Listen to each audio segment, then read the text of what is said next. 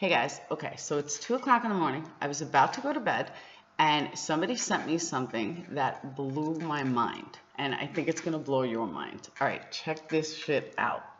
So you know how everybody always talks about the cat incident and how he doused a cat in gasoline and he threw it onto the fire and that makes him a fucking psychopath and blah, blah, blah.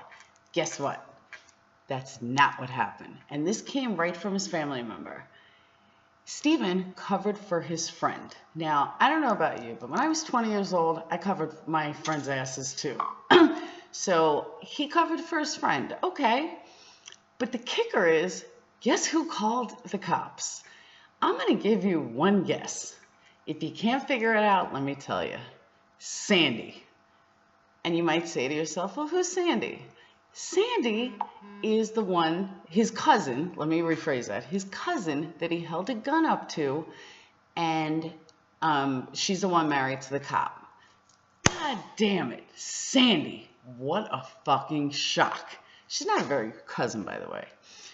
So we find out tonight, and again, I tried doing it from my phone. I tried showing, like, I was going to post it, but as you see, it comes up as a white screen. You're not going to really see anything.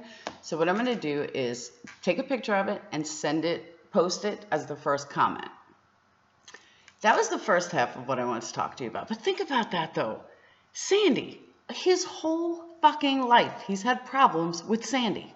Sandy marries a cop and then calls and says Brandon did something. And you know what, to be honest with you, if you think about it, if your cousin is a bitch or your cousin has it out for you, but you know that they're married to a cop, so okay, so you take the blame because they're not going to go after you. You're the cousin, you know, but if he does it, that's a whole nother story.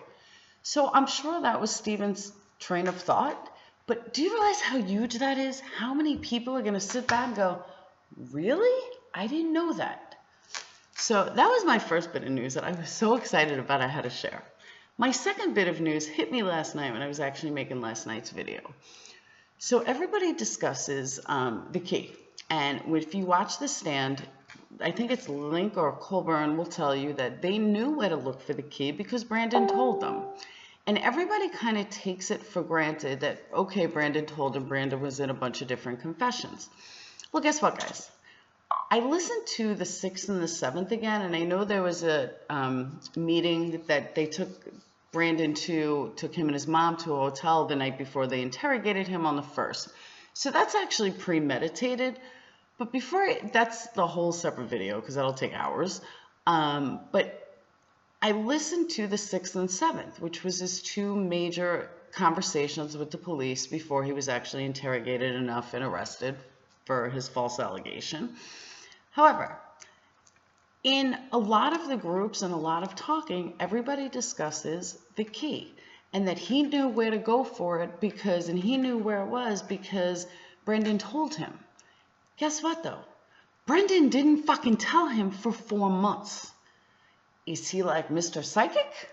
Could he possibly have known this because Brendan believed it in his head and Link or Colburn were just like fucking psychopaths? Not psychopaths, telepathetic, whatever. Mind readers?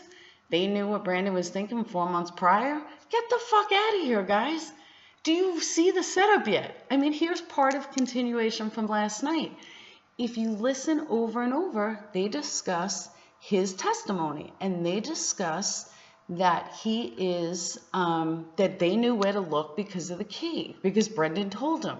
But originally, actually, Brendan said that it was in the dresser. It wasn't in the dresser. They said that it was in the nightstand. Dresser, same difference. But you didn't fucking know for 4 months, losers. So yeah, so that was my big news tonight, and I was pretty excited. But like I said, it's now 2:05, and my tired ass is going to bed because my kids are going to have me up early. So you guys have a great night, and I hope you enjoy my news. And again, I will post a picture of it. And don't forget to go to Uncensored. I can't even think straight. Uncensored, Stephen Avery, and Brendan Dassey, When Cops Are Corrupt. And you can also check out the other groups. Go to Making a Murderer, Theories and Discussions. And that's it. Have a great night. Make sure you check out my other videos, and I will speak to you tomorrow. Bye.